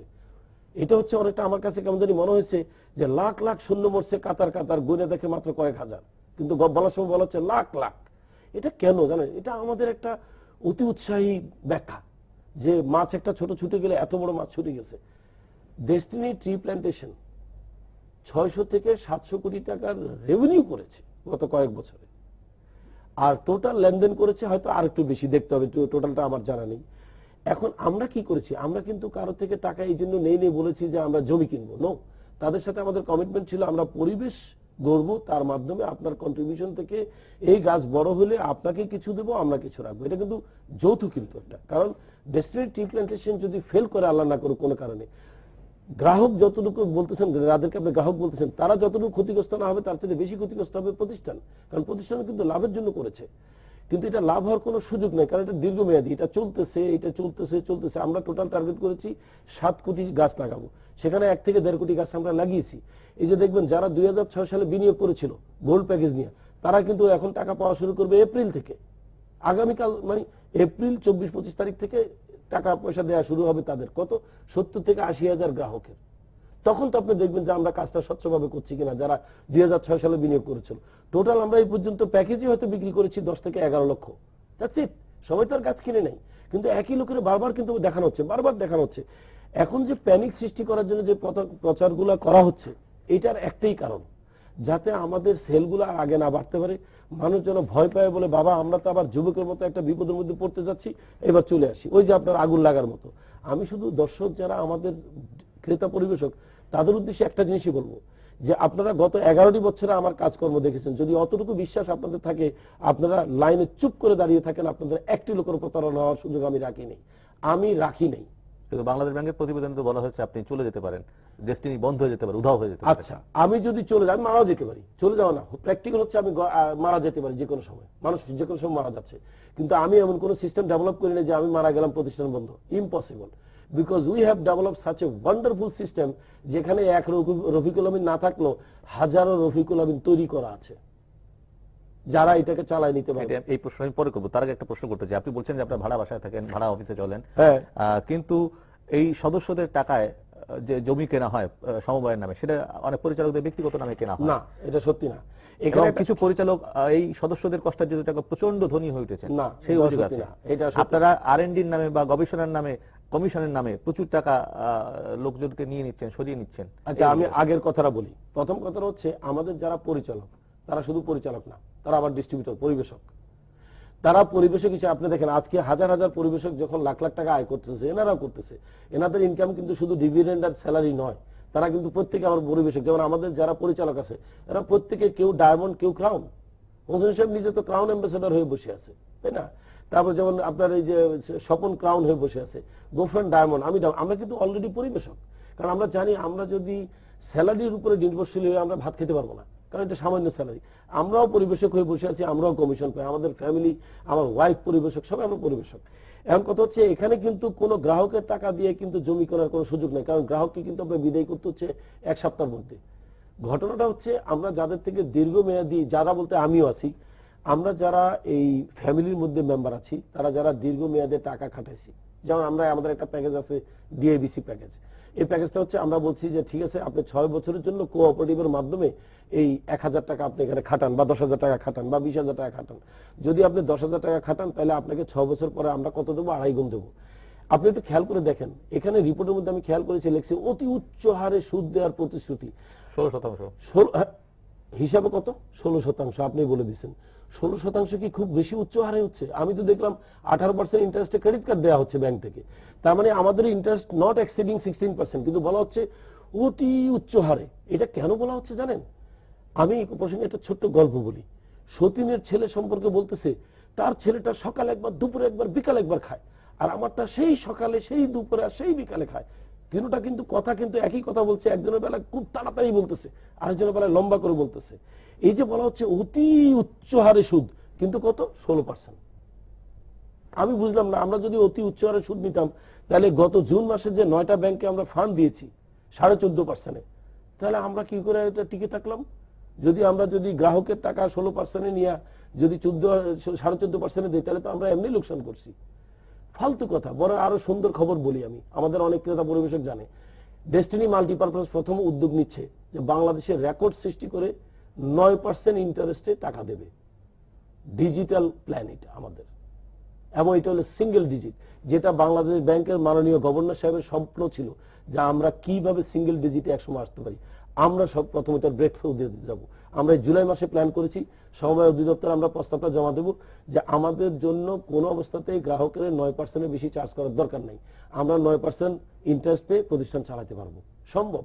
কারণ কি? আমরা কিন্তু মাইক্রো ক্রেডিটে বিশ্বাস করি না, আমরা বিশ্বাস করি বিনিয়োগ। যে কারণে আপনি দেখবেন ডেস্টিনি মাল্টিপারপাসের অধিকাংশ সম্পত্তি কেনা হয়েছে কিন্তু প্রতিষ্ঠানের সাথে। এবার আপনি বলেছেন পরিচালকদের নামে, পরিচালকদের নামে নয়। ধরেন আজকে যদি ডেস্টিনি মাল্টিপারপাসের যদি সম্পত্তি কিনতে হয়, 3 জনের যে কোনো একজনের সই করতে হবে মালিক হিসাবে, আমি অথবা সেক্রেটারি অথবা ট্রেজারার। তো লেখা থাকে ডেস্টিনি মাল্টিপারপাসের পক্ষে চেয়ারম্যান। তো এটা তাহলে পরিচয়, এটা তো কোম্পানি আইনের নিয়ম অনুযায়ী কোন প্রতিষ্ঠান নিজে সই করতে পারে না, প্রতিষ্ঠানের পক্ষে কেউ সই করে, কিন্তু তার অর্থ এই না যে আমি মালিক ওই সম্পত্তির। প্রশ্ন আছে, আমাদের সময় শেষ হচ্ছে, ফলে আরো অনেক প্রশ্ন আছে আমাদের। আমি বিভিন্ন সময় এই যে আপনি আরেকটা জিনিস বলেছেন পরিচালকদের নামে যে সম্পত্তি, এটা মিথ্যা কথা, এটা সত্যি না, সত্যি নয়। কিন্তু আরেকটা অভিযোগ আছে যে সেটা হচ্ছে যে পত্রপত্রিকাতে রিপোর্ট আছে আপনারা সরকারকে নানাভাবে ম্যানেজ করেন, আপনারা সেনাবাহিনীর কিছু অংশকে বা সেনাবাহিনীর কোনো কোনো রিটায়ার্ড ব্যক্তিদেরকে বা অন্য কাউকে সরকারি রিটায়ার্ড আমলাদেরকে বা এমনি আমলাদেরকে নানাভাবে সুবিধা টুবিধা দিয়ে একটা প্রভাবশালী বর্ম তৈরি করছেন আপনাদের চারিপাশে এবং সরাচ্ছেন, ঘুষ দিচ্ছেন, এই ব্যাপারে আপনার ব্যাখ্যা? না, এটা একদম অসত্য কথা। মূল কথা হচ্ছে কি, বিভিন্ন সময় যে বিভিন্ন যে স্পন্সর করেন সেগুলো কি এর অংশ নয়? না না, স্পন্সর না, আমাদের একটা সিএসআর আছে, প্রতিষ্ঠান আছে, ডেস্টিনি ফাউন্ডেশন। আমরা করি কি, সেই ফাউন্ডেশনে আমরা ডোনেশন করি, আমিও করেছি, সবাই করি। সেই ফাউন্ডেশনে আমরা আমাদের প্রত্যেকটা সেলসের এখানে 10 টাকা করে দান করে দিই। আমরা এই ফাউন্ডেশনের আন্ডারে একটা কলেজ চালাই, 2টা আমরা আপনার সাইক্লোন সেন্টার করেছি ইয়াতে, শরণখোলাতে। তারপর আমরা অনেক এডুকেশনের আপনার 27 জন লোকের স্কলারশিপ দিয়েছি। আমরা করি কি, বিভিন্ন রকমের স্পোর্টস আমরা স্পন্সর করি। এটা কিন্তু আমরা না শুধু, তাহলে আপনি বলেন, আমি জানি যে সবচেয়ে বেশি সিএসআর করে ডাচ বাংলা ব্যাংক, 100 কোটি টাকা তারা বৃত্তির জন্য তারা রেখেছে। আমরা তো অতদূর যেতেও পারিনি। আমরা এখন পর্যন্ত ডাচ বাংলা ব্যাংকের সিএসআর রেকর্ড ব্রেক করতে পারিনি। আমরা যেটা করি, আমাদের বাৎসরিক সিএসআর হবে এই বছর, কারণ সবসময় একরকম নয়, এই বছর নট এক্সিডিং 25 কোটি টাকা। কিন্তু ওই যে যাদেরকে সুবিধা দেওয়া বিভিন্ন ব্যক্তি, বিভিন্ন সেক্টরের বিভিন্ন মানুষ, না, এগুলা কিন্তু বায়াসড হয়ে কথাগুলো বলা হচ্ছে। কেন জানেন এগুলা কেন বলা? আমি বলি, আমাদের প্রতিষ্ঠান থেকে বেশ কিছু কর্মচারীকে দুর্নীতির জন্য আমরা তাদেরকে বহিষ্কার করেছি। আজকে বলি সেটা, এই কর্মচারীরা নিজেদের চাকরি হারিয়ে তারা সানায় বানায় একটা স্টোরি বলতেছে। আমি চ্যালেঞ্জ করলাম শুধু দেখাক যে কোন পর্যায়ের কাকে আমরা ম্যানেজ করেছি। আর যেটা আপনি মিলিটারি পার্সন বললেন, মজার ব্যাপার হচ্ছে বাংলাদেশে প্রাতিষ্ঠানিকভাবে ব্যবস্থাপনা বিভাগের লেখাপড়া শেষ করে বেরিয়ে আসতেছে বেশিরভাগ অফিসার হচ্ছে কি আপনার মিলিটারি ব্যাকগ্রাউন্ড থেকে, নেভাল ফোর্স থেকে। তারা যখন এলপিআর যায় তখন তারা এইচআর এর উপরে এদের অথবা এমবি এর উপরে লেখাপড়া করা থাকে। এখন জব মার্কেটে এনারা কিন্তু অনেক কম বেতনে অনেক সময় এন্ট্রি লেভেলে ঢুকে যায়। এখন আপনি আমাকে বলেন, একজন প্রফেশনাল লোককে 6-7 লাখ টাকা দিয়ে চাকরিতে আনা ভালো, না আমি একজন মিলিটারি পার্সন যিনি এইচআর উপর দক্ষ, যিনি আমার সাথে 2-2.5 লাখ টাকা রাজি হয়ে গেলেন আমার জন্য চাকরি করবেন। এখন তাকে যখন চাকরি দেওয়া হচ্ছে তখন ধরে নেওয়া হচ্ছে তার মাধ্যমে আমি সরকারকে ম্যানেজ। দেখেন, সরকার কিন্তু কোনো মিলিটারি পার্সনের কথা শুনতে বাধ্য না। সরকারের নিজস্ব কথা, সাবেক সচিব, সাবেক আমলা, এগুলো একদম গুরুত্বহীন কথাবার্তা। এগুলো একদম কি বলবো, আমার কাছে জিনিসগুলো এত দুঃখ লেগেছে যে আমরা আসলে এখন পর্যন্ত বস্তুনিষ্ঠ সংবাদ পরিবেশনে অভ্যস্ত হতে পারিনি। একটি প্রমাণ, সেটি সার্বজনীন না, সেটা আংশিক বলতে পারেন। সেটাই, অবশ্যই আংশিক নিয়ে বলতেছি। কারণ আমার কথা হচ্ছে যে আমাকে একটা এক্সাম্পল দিক যে আমরা অমুকের ম্যানেজ করেছি। আমি আরেকটা প্রশ্ন করতে চাই, সময় ফুরিয়ে আসছে, সেটা হচ্ছে যে ডেস্টিনি লাইসেন্স বাতিল করা হচ্ছে বলে খবর এসছে, দুদকে মামলার প্রস্তুতি নেওয়া হচ্ছে বলে খবর হচ্ছে, ইতিমধ্যে সংসদে এটি নিয়ে আলোচনা হয়েছে। যে কোনো সময় ডেস্টিনি উদ্ধার যাবে বলে আমি একটু আগেও বলেছি যে গুজবও আছে এরকম বাজারে। এই পরিস্থিতিতে আপনার সদস্যদের জন্য আপনার বার্তা কি, সাধারণ মানুষের জন্য বার্তা কি, আর আপনাদের প্রস্তুতিই বাকি? এগুলো সব গুজব, আমাদের কোনো প্রস্তুতি নেই। দেখেন, আমরা এমন না যে ব্যাপারটা যে আমরা কোনো দুর্বলতা রেখে কাজ করেছি। আমরা এখনো দেখেন, পত্রপত্রিকাতে এত লেখালেখি হয়েছে, আমাদের কিন্তু কাজের ধারাবাহিকতা বন্ধ হয়নি। যেদিন পত্রিকাতে প্রথম লেখা আসে সেদিন মিরপুর ইনডোর স্টেডিয়ামে আমাদের সবচেয়ে বড় অনুষ্ঠান হয়েছে। We don't care.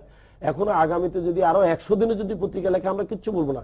শুধু আমরা জানবো যে আমাদেরকে আরো বেশি সতর্ক থাকতে হবে, কারণ বাংলাদেশের উন্নয়ন করতে গেলে এরকম বাধা আমাকে নিয়েই চলতে হবে। কারণ আপনি দেখেন, বাংলাদেশ কিন্তু 40 বছর হয়ে গেছে স্বাধীন হয়েছে। 40 বছর একটা দেশকে ডেভেলপ করার জন্য যথেষ্ট। কিন্তু কথা হচ্ছে কেন পারতেছি না? বাধা বন্ধ করে দেন, বাংলাদেশ ডেভেলপ হইতে 10 বছর লাগবে না। আর যদি বাধা চলতে থাকে 10-100 বছর লেগে যেতে পারে। এখন যারা বাধা দিচ্ছে, প্রশ্ন করলে কি বাধা, আপনার কর্মকাণ্ড নিয়ে প্রশ্ন তুললে কি বাধা? সেটা নয়, বাধা হচ্ছে এটাকে আমি বাধা বলবো না। আপনি আমার সমালোচনা করেন, আমার কোনো আপত্তি নেই। আপনি আমার নিয়ে কথা বলেন, কোনো আপত্তি নেই। কিন্তু আপনি জনগণের মধ্যে প্যানিক সৃষ্টি করেন না। আপনি কিন্তু বলতেছেন যে ডেস্টিনি উধাও হয়ে চলে যাচ্ছে। এখন কথা হচ্ছে, যখনই আপনি বলবেন ডেস্টিনি উধাও হয়ে চলে যাচ্ছে, কোন একজন হার্টের রোগী যার হার্টের প্রবলেম আছে, সে তো এই দৃশ্যের এই নিউজটা দেখার পরে তো হার্ট স্ট্রোক করবে তার। আমি আমার অবস্থানে বসে আছি, আমি এত বড় এস্টাবলিশমেন্ট দিলাম, বাংলাদেশ ব্যাংকের রিপোর্ট অনুযায়ী আমি 3000 কোটি টাকার সম্পদের মালিক, তাহলে আমি কোথায় চলে যাচ্ছি? আমার তো ম্যাক্সিমাম সম্পত্তি হচ্ছে স্থাবর। আমি তো দৌড় দিতে পারবো না। আমি কি বাগান নিয়ে চলে যেতে পারবো? আমি কি বিল্ডিং নিয়ে চলে যেতে পারবো? আমি কি জমি নিয়ে চলে যেতে পারবো? কোনটা নিয়ে যেতে পারবো না। আরেকটা কথা বলি, এই যে মানি লন্ডারিং কথা যেটা বলা হয়, টাকা উঠাইতে গেলে কিন্তু একটা সোর্স লাগে। আমাদের যে সিস্টেম করেছি, আমাদের কোনো পরিচালক চাইলেও তো আপনার 5 লক্ষ টাকার উপরে একসাথে উঠাইতেই পারবে না। কারণ 5 লক্ষ টাকার উপরে যে কোনো টাকা উঠাইতে হলে বোর্ড রেজলিউশন লাগে। আর 5 লাখ টাকা পর্যন্ত ডাইরেক্টর ফিনান্স, আমি এবং কন্ট্রোলার এবং সবাই মিলে ভাউচারে সেগুলো টাকা উঠানো যায়। তারপর আরো ঝামেলা আছে, ব্যাংক থেকে ফোন করে বলে, স্যার একটা চেক আসছে 5 লাখ টাকা দেবো কিনা। যেখানে এতগুলো চেক পয়েন্ট, আপনি কি করে ধারণা করেন 1 কোটি টাকা নিয়ে কেউ পালাই যাবে এখান থেকে? এত সহজ না। শেষ প্রশ্ন করতে চাই, যদি আপনি না থাকেন, যেটা আগে আলোচনা হচ্ছিল, তাহলে কিভাবে ডেস্টিনি চলবে? সে আপনি, আমরা চাই যে আপনি দীর্ঘজীবী হন, কিন্তু মানে এইটা যদি এই প্রশ্ন, এটা যদি আজ থেকে 5 বছর আগে বলতেন যে রফিকুল আমিন আপনি না থাকলে ডেস্টিনি কি হবে, তখন আমি বলবো যে হয়তো বন্ধ হয়ে যাবে। কিন্তু এখন ডেস্টিনি কিন্তু 5 বছরের শিশু নয়, সে কিন্তু 12 বছরের কিশোর। আমি এই কথাটা চিন্তা করেছিলাম আজ থেকে বেশ কিছুদিন আগে, যে মানুষ মরণশীল, মারা যেতে পারে। আমি যে এত যত্ন করে একটা অনুষ্ঠান, একটা প্রতিষ্ঠান গড়তেছি, আমি যদি এগুলো শেয়ার না করি সবার সাথে, তাহলে কি হবে? তখন আমি উদ্যোগ নিয়েছি কি সিস্টেম। এখন ডেস্টিনি যেভাবে চলে এটা সিস্টেম বেস। রফিকুল আমিন না থাকলে যেটা হবে সেটা হচ্ছে কি, হয়তো সেলটা একটু কমে আসবে, আবার কিন্তু দাঁড়িয়ে যাবে। কারণ আমি সিস্টেম দিয়েছি, এটা কিন্তু এয়ারপ্লেনের মতো। এয়ারপ্লেন কখনো পাইলটের উপরে নির্ভরশীল নয়। একজন পাইলট বাদ দিলে আরেকজন পাইলট এয়ারপ্লেনটাকে নিয়ে যেতে পারে, কিন্তু জানতে হবে কিভাবে প্লেনটাকে উড়ায়। আমি আমার জায়গায় আমি বলবো অনেক ডুপ্লিকেশন তৈরি করছে। আমার জায়গায় আমি মনে করি আজকে যদি আমি 6 মাসের জন্য ছুটিতে চলে যাই, হোসেন সাহেব চালাতে পারবে, হোসেন সাহেব চলে যাক গোফরান চালাতে পারবে, গোফরান চলে যাক স্বপন চালাতে পারবে, স্বপন চলে যাক সাইদ চালাতে পারবে। আমি বলতে চাচ্ছি আমাদের ব্যাকআপ, হয়তো সে আমাকে হুবহু কপি করতে পারবে না, গোফরান আমাকে হুবহু কপি করতে পারবে, বাট একটা লেভেল পর্যন্ত চালাতে পারবে। তার প্রমাণ বলি আমি গত 10 দিন দেশের বাইরে ছিলাম, আমি তো চালাইনি, আমি তো একদিনের জন্য খবর নেইনি ডেস্টিনি কিভাবে চলতেছে। ইনফ্যাক্ট আমি জানতাম না যে পত্রিকাতে এগুলো লেখালেখি হচ্ছে। গোফরান তো চালাই নিচ্ছে, হোসেন সাহেব চালাই নিচ্ছে। আমাদের মধ্যে ওই ভয় কাজ করে না যে একজন না থাকলে চলবে কিনা, বরং ডেস্টিনিকে সিস্টেম বেস ডেভেলপ করা হয়েছে। আমরা শুধু এটুকু বলতে চাই, একটা মেসেজ দিতে চাই, শুধু আমার ডিস্ট্রিবিউটর নয়, সারা বাংলাদেশের মানুষের কাছে। ডেস্টিনিকে যদি সঠিকভাবে সাপোর্ট দেয়া হয়, this company can fulfil the dream of Bangabandhu Sheikh Mujibur Rahman. উনি যে স্বপ্ন দেখেছিলেন যে প্রত্যেকটা মানুষের জন্য মোটা কাপড়, 2 বেলা ভাত হবে, একটা ছাদ হবে, আমরা অলরেডি উদ্যোগ নিয়েছি। 2020 সালের মধ্যে ডেস্টিনি এনশিওর করবে যে ছাদবিহীন একটি লোক থাকতে পারবে না, কেউ রাস্তায় ঘুমাবে না। এটা 2020 সালের মধ্যে আমরা নতুন কমিটমেন্ট করেছি, আমরা পূরণ করব। যে সোনার বাংলা যেটা আমরা স্বপ্ন দেখেছি, এটা সম্ভব। এখন আপনি যদি কন্টিনিউসলি একটা প্রতিষ্ঠানকে উঠতে না দেন এবং তাকে যদি হ্যামারিং করেন, তাহলে সময় কিন্তু নষ্ট হবে। আপনাকে একটা জিনিস বুঝতে হবে, আপনি রাস্তা দিয়ে হাঁটতেছেন, একজন লোক আপনাকে বাধা দিচ্ছে, তাহলে প্রথম আপনাকে বাধা আগে ঠেলতে হবে, তারপর এগিয়ে যেতে হবে, তাহলে টাইম কিন্তু কি হচ্ছে। এখন বাধাটা কেন দিচ্ছেন? আমি কার সাথে প্রতারণা করছি? আমি তো কারো থেকে কোথাও অর্থ সংগ্রহ করিনি, সব হচ্ছে লেনদেন। একমাত্র কোঅপারেটিভে আমাদের কিছু শেয়ার কিনা আছে, আমিও কিনেছি, সবাই কিনেছে, আমরা বিনিয়োগ করেছি, জায়গা লাগিয়েছি। আমি আপনাকে একটা কথা বলি, আপনি রিপোর্টের দিকে খেয়াল করে দেখেন। রিপোর্টে লিখছে 2009 সালে আমাদের সম্পদের পরিমাণ ছিল 23 কোটি, 2010 সালে 500 কোটির উপরে, আর 2011 সালে 3000 কোটি টাকার উপরে। এটা কেমন জানি একটা স্ববিরোধী রিপোর্ট। তারা নিজেরাই বলতেছে 23 কোটি থেকে 500 কোটি, 500 থেকে 3000 কোটি, আবার নিজেরা বলতেছে অর্থ তারল্য হবে। আচ্ছা, অর্থ তারল্য হলে আমি যে 20-25টা কোম্পানিতে বিনিয়োগ করেছি, আমি 2-4টা কোম্পানির অ্যাসেট বিক্রি করে দেবো, তারল্য কোথায় হলো? আমার তো ম্যাক্সিমাম মূল্য চলে। হ্যাঁ, তারল্য সংকট করতে হইলো, তারল্য সংকট তো আমার হবে না, কারণ আমি চাইলে 1 মাসের মধ্যে লিকুইডিটি করে নিতে পারি। কিন্তু আমি কেন লাগালাম? ধরেন আজকে যে জমিটা আপনি কিনতেছেন 1 লাখ টাকা শতক, আপনি দেখেন 2 বছর পরে কোথায় গিয়ে দাঁড়ায়। আমরা তো ওয়াইজ ডিসিশন নিয়েছি। আমরা যদি আজকে এই টাকাগুলোকে এফডিআর করে সুদ খাইতাম, তাহলে দুইটা ভুল হতো। একদিকে সুদ খাওয়া হইতো, আর দিকে আমরা বিপদে পড়তাম, কারণ 15% ইন্টারেস্টে আপনি কোনদিন একটা কোম্পানি চলতে পারে না। সেই জায়গায় আমরা কি করেছি? বিনিয়োগ করেছি এগ্রিকালচারে, ফরেস্ট্রিতে, ট্রি প্ল্যান্টেশনে, রিয়েল এস্টেটে, এবং আমরা আগামীতে আরো অনেক বড় বড় ইয়েতে যাচ্ছি। আমরা তো বলেছি যে আমরা যদি সরকারের পিপিপি প্রোগ্রামগুলোকে আমাদেরকে সুযোগ দেওয়া হয়, ডেস্টিনি সাকসেসফুলি ইম্পোজ করে এদেশের আপনার যেটাকে আমি বলি জিডিপি, এইটা আমি স্বপ্ন দেখি কি জানেন? ডাবল ডিজিট জিডিপি স্বপ্ন দেখি, এবং এটা সম্ভব 2020 সালের ভিতরে। এই 2020 সালের ভিতরেই আপনার আমাদের পক্ষে ডাবল ডিজিট জিডিপি এবং আমাদের এই যেটা আমরা স্বপ্ন দেখি আমরা সিঙ্গেল ডিজিট ইন্টারেস্টের দুটোই সম্ভব। কিন্তু এটা একমাত্র করতে পারবে কিন্তু ডেস্টিনি। তার প্রমাণ কি বলি? ডেস্টিনি 11 বছরে যত লোকের কর্মসংস্থান সৃষ্টি করেছে, বাংলাদেশের কোন একটি প্রতিষ্ঠান গত 40 বছরও পারেনি। অসংখ্য ধন্যবাদ জনাব রফিকুল আমিন আমাদেরকে সময় দেওয়ার জন্য, আপনার খোলামেলা বক্তব্যের জন্য। আমরা আশা করি যে আমাদের যারা দর্শকবৃন্দ তারা আপনার বক্তব্য থেকে তারা একটা মেসেজ পেয়েছেন, যাদের প্রশ্ন আছে যে সমস্ত তারা কিছু জবাব পেয়েছেন। আরো যদি প্রশ্ন থাকে নিশ্চয়ই সেগুলো চাই। আমরা সবসময় চাই যে কোনো প্রতিষ্ঠান স্বচ্ছতার সঙ্গে পরিচালিত হোক, বাংলাদেশে একটি গণতান্ত্রিক রাষ্ট্র, একটি নিয়মতান্ত্রিক রাষ্ট্রে পরিণত থাকুক, এখানে দুর্নীতির বিরুদ্ধে লড়াই থাকুক। ফলে যে কোনো প্রতিষ্ঠান, সে প্রতিষ্ঠানে আমি কাজ করি, আপনি কাজ করেন, রফিকুল আমিন সাহেব কাজ করুক, বা অন্য যে কোনো, প্রত্যেকটা প্রতিষ্ঠানের স্বচ্ছতার ব্যাপারে আমরা সবসময় সাংবাদিক হিসেবে তো বটেই, সবসময় আমরা সেটি প্রত্যাশা করি, কামনা করি। আমরা আশাও করি সেটি আপনারা করবেন এবং যে কোনো ধরনের স্বচ্ছতা নিশ্চিত করবার জন্য যা যা করা করবেন। এবং আমাদের এই অনুষ্ঠানটি দর্শক আপনাদের জানিয়ে রাখি যে আগামীকাল আমি last আজকের দিন সকাল 8:30টায় আবার পুনঃ প্রচারিত হবে। আপনাদেরকে দেখার আমন্ত্রণ জানালাম। আমি আপনার শেষ 30 কথা। সেকেন্ডের একটা কথা বলি। আমার জনগণের কাছে ওয়াদা, ডেস্টিনি কর্তৃক বাংলাদেশের নয় শুধু পৃথিবীর কোন একটি দেশের লোক 1 টাকারও ক্ষতিগ্রস্ত হবে না, এবং আপনারা নিশ্চিন্ত থাকেন ডেস্টিনি কোনোদিন বাংলাদেশের মানুষকে প্রতারণা করবে না। এটা আমার বাংলাদেশের মানুষের কাছে ওয়াদা। অসংখ্য ধন্যবাদ প্রিয় দর্শক, আমাদের অনুষ্ঠান দেখতে ভুলবেন না, আমাদের সঙ্গেই থাকুন, ভীষণ ভালো থাকবেন।